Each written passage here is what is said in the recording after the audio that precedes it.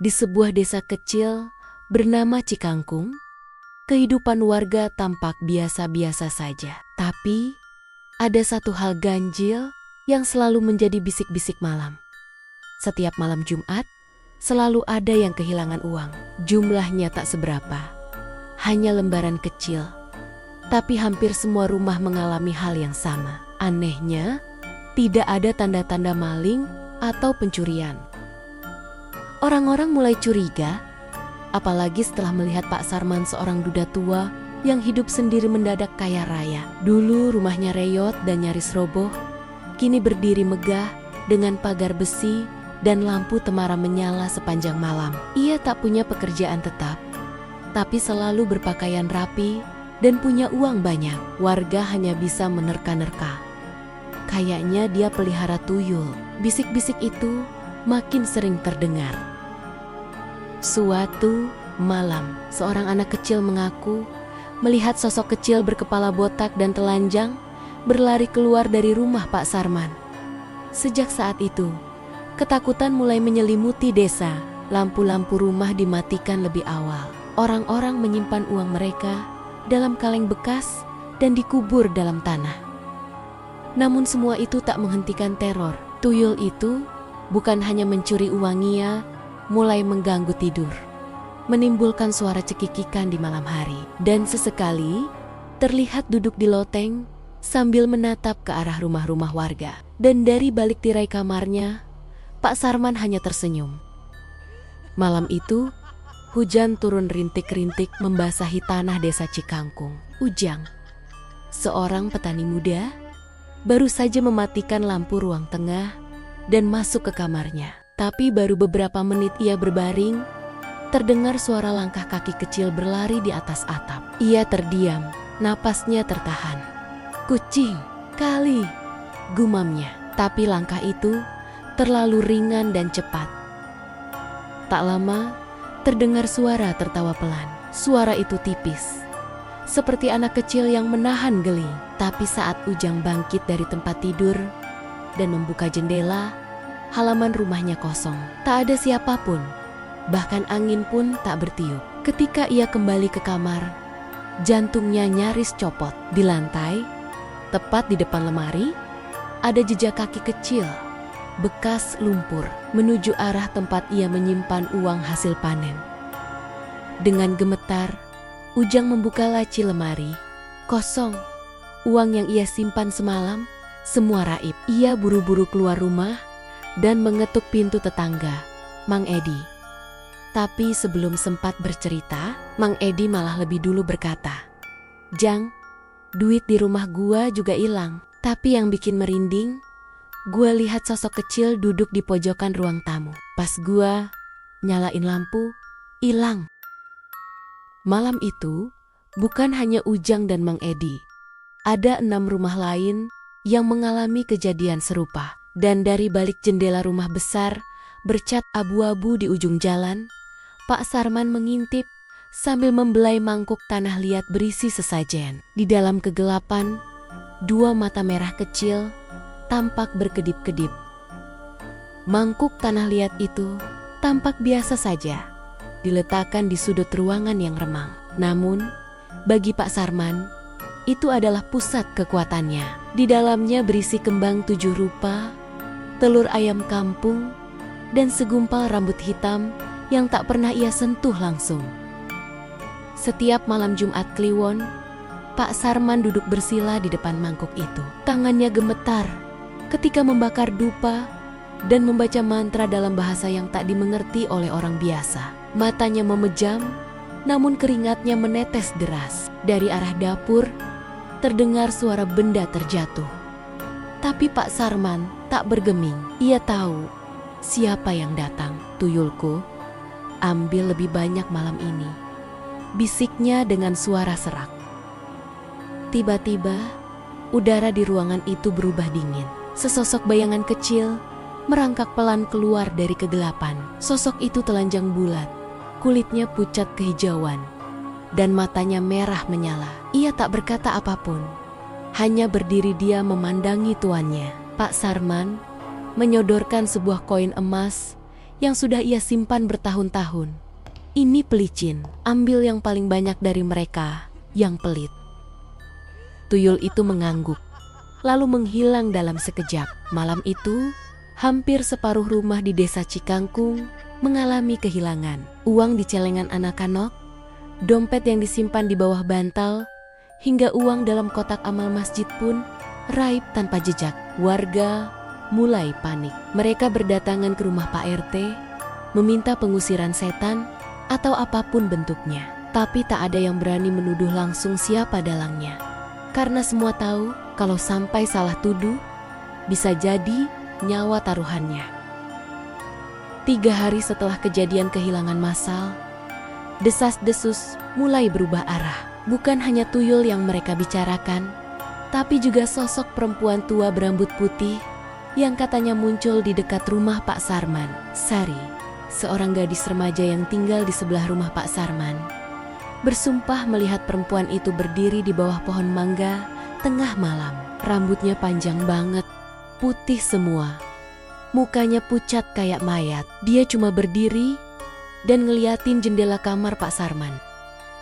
Ibu Sari langsung menggigil mendengar cerita anaknya. Ia segera menaburkan garam di depan pintu dan menyalakan dupa kemenyan. Itu bukan manusia, katanya gemetar.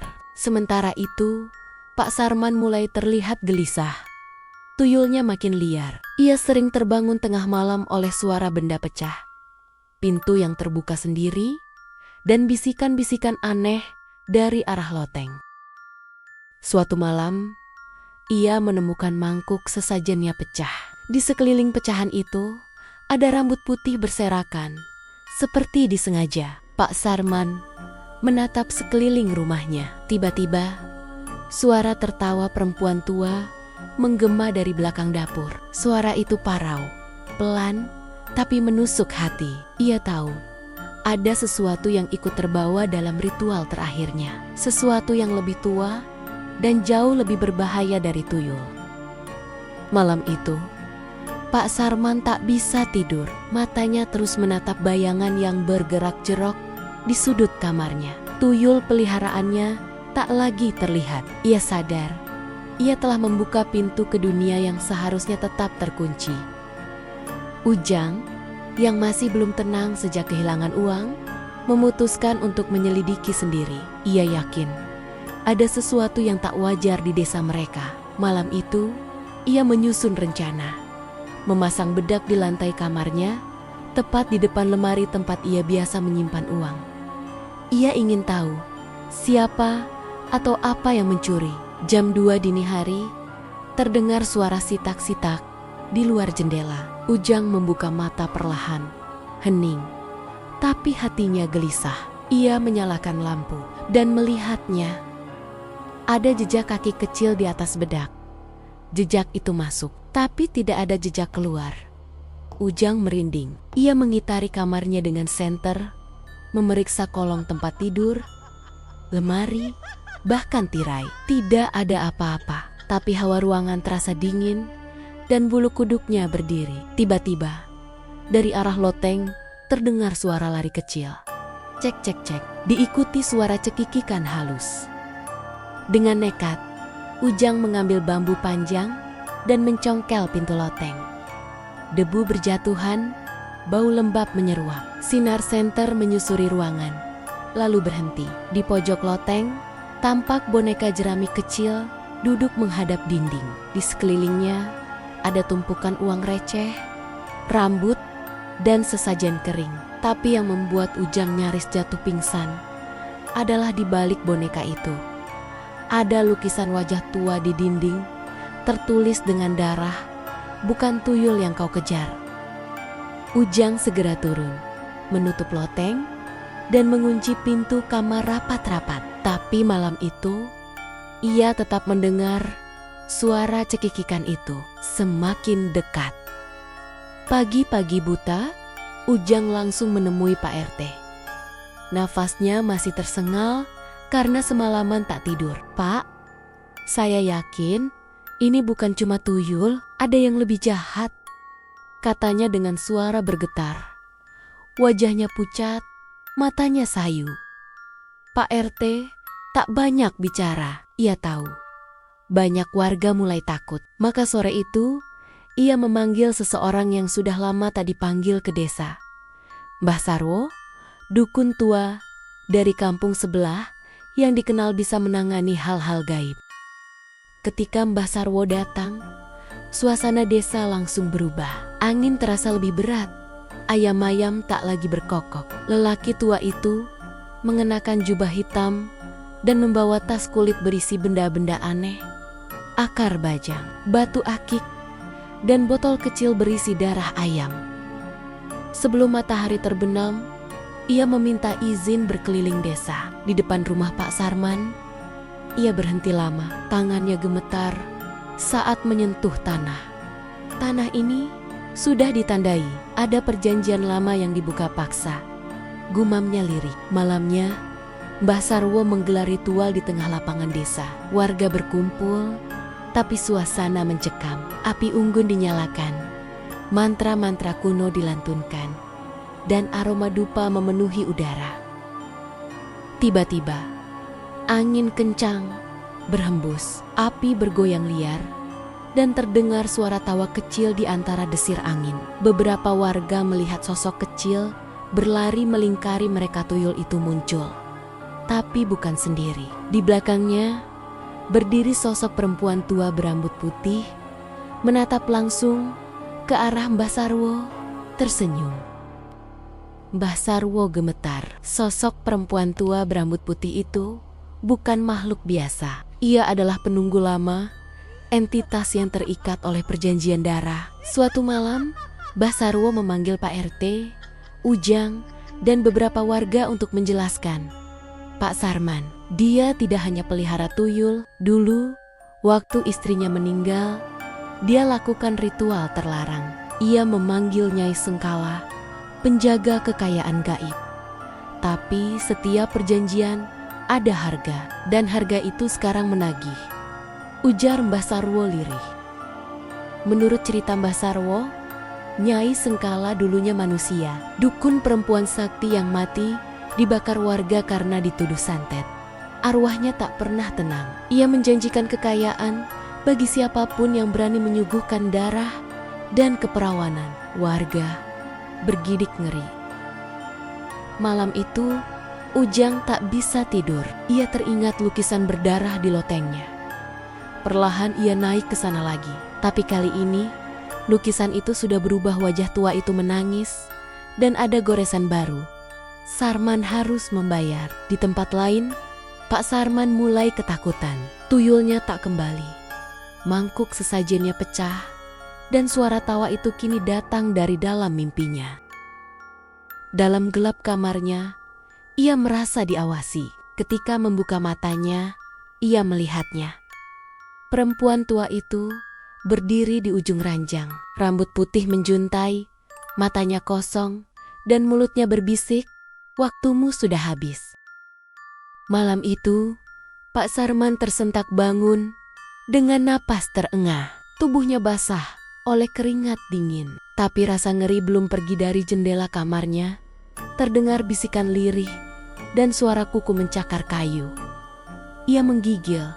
Segera ia menyalakan lampu. Tapi lampu berkedip-kedip, lalu padam total. Dalam gelap, suara itu makin jelas.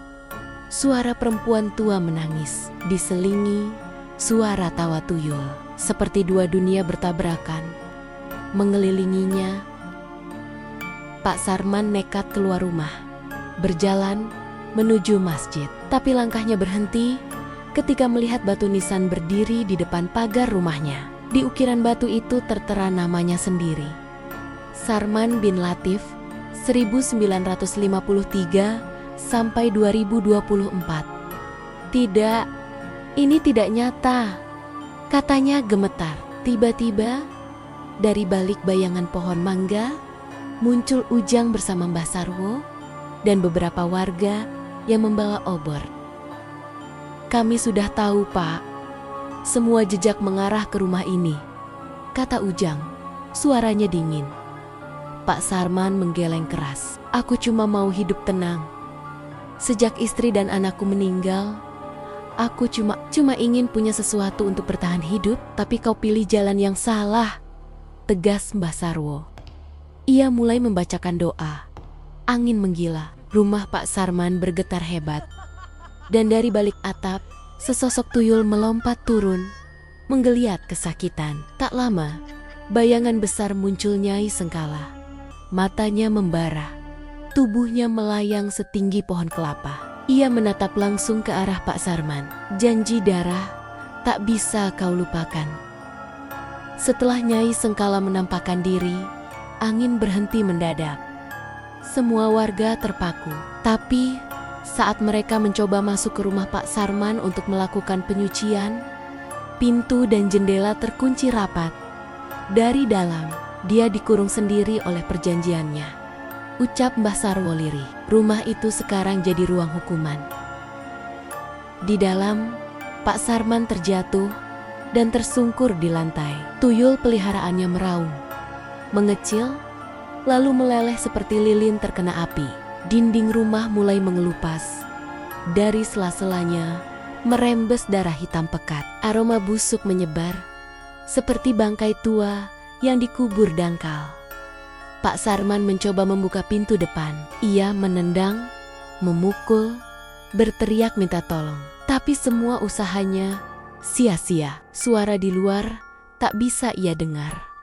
Dan suaranya tak bisa menembus keluar. Di ruang tengah, bayangan Nyai Sengkala muncul di cermin. Wajahnya setengah hancur, mulutnya bergetar, seperti berbicara tanpa suara. Lalu, tiba-tiba tangannya menjulur dari cermin dan menarik Pak Sarman masuk. Jeritan panjang menggema dari dalam rumah, membuat warga menjerit histeris.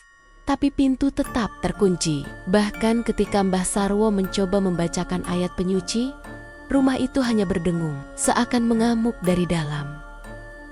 Setelah jeritan terakhir, semuanya hening. Pagi harinya, ketika warga memberanikan diri membuka paksa rumah itu, mereka hanya menemukan satu hal. Rumah kosong, bau menyengat, dan di lantai ruang tengah, sebuah mangkuk tanah liat retak yang masih hangat. Setelah hilangnya Pak Sarman secara misterius, warga mengira teror telah berakhir.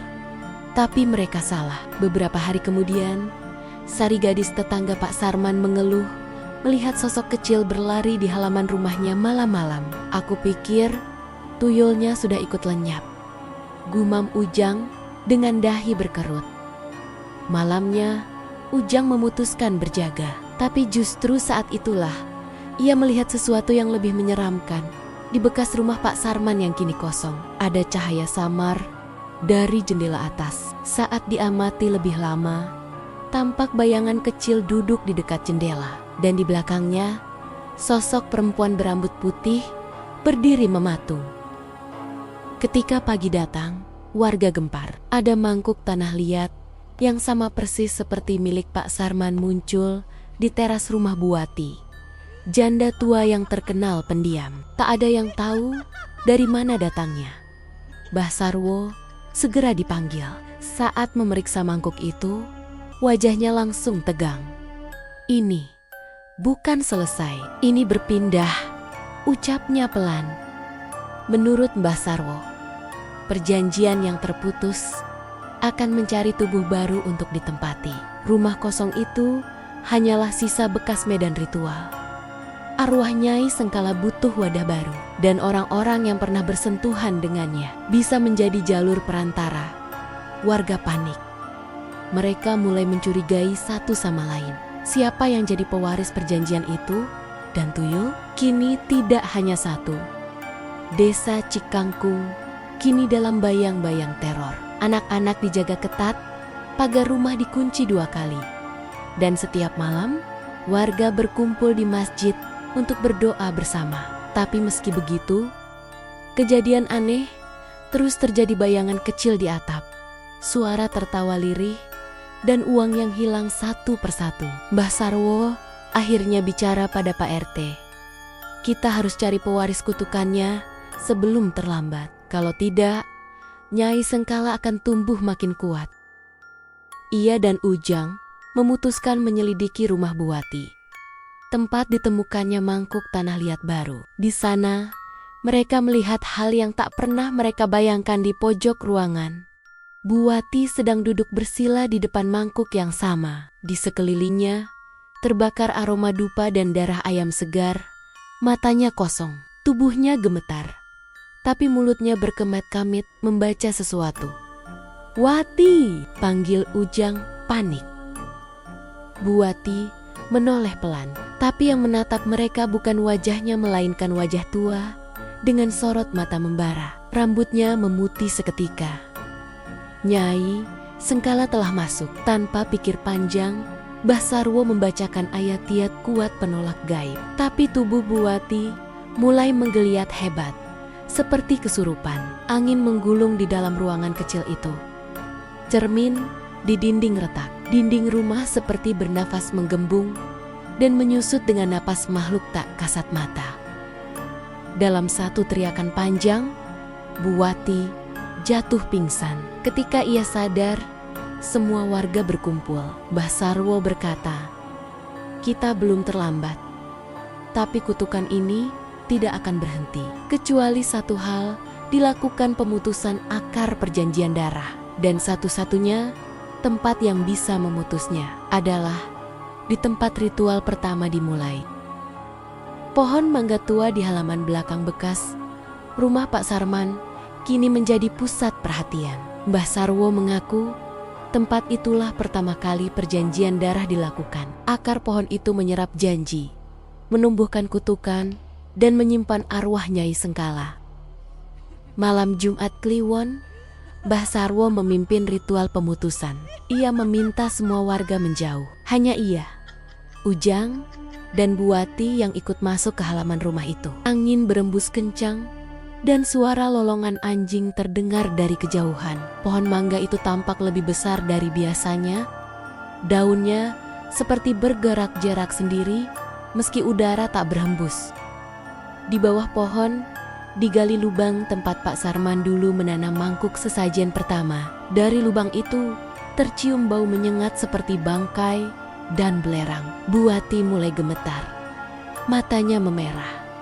Sosok Nyai Sengkala berusaha kembali masuk ke tubuhnya. Namun, Mbah Sarwo sudah siap. Ia menaburkan garam, membaca ayat-ayat suci, dan melemparkan batu akik merah ke dalam lubang. Tiba-tiba, pohon mangga berguncang hebat. Suara jeritan panjang keluar dari batangnya. Sosok perempuan berambut putih muncul, melayang, lalu terbakar pelan-pelan oleh cahaya dari batu akik yang menyala terang. Tuyul-tuyul kecil berlari ke sana kemari, menjerit sebelum meleleh menjadi cairan hitam dan menghilang dalam tanah. Semuanya kembali sunyi. 3 bulan telah berlalu sejak malam di bawah pohon mangga. Desa Cikangkung kembali tenang. Tak ada lagi uang hilang, suara cekikikan, atau sosok kecil yang berlari di atap. Pohon mangga tua itu kini tinggal batang kering yang retak-retak, ditandai warga dengan sesajen dan doa agar tak ada lagi yang berani mendekat. Buati perlahan pulih. Meski terkadang masih termenung lama di teras rumahnya, tatapannya kosong. Jika mengingat apa yang terjadi, ia tak ingat banyak, hanya gelap dan suara tawa menusuk telinga. Pak RT memutuskan untuk merobohkan rumah bekas Pak Sarman, dijadikan lahan kosong. Tapi, meski rumah itu telah lenyap, warga masih enggan melintas dekat area itu saat malam hari. Hawa dingin selalu terasa, dan kadang suara ketukan dari dalam tanah terdengar samar. Mbah Sarwo berpamitan kembali ke kampungnya, membawa serta mangkuk sesajen terakhir untuk dimusnahkan. Sebelum pergi, ia meninggalkan pesan, jangan ulangi kesalahan yang sama. Kekayaan tanpa usaha selalu mengundang yang tak kasat mata, dan jika pintu itu terbuka sekali, mungkin suatu hari akan terbuka lagi. Ujang, yang kini sering membantu menjaga masjid, kadang termenung menatap malam. Di benaknya masih tersisa satu pertanyaan. Apakah Tuyul dan Nyai Sengkala benar-benar musnah atau hanya menunggu orang baru yang cukup putus asa untuk kembali membuat perjanjian. Dan di kejauhan, angin berbisik lirih.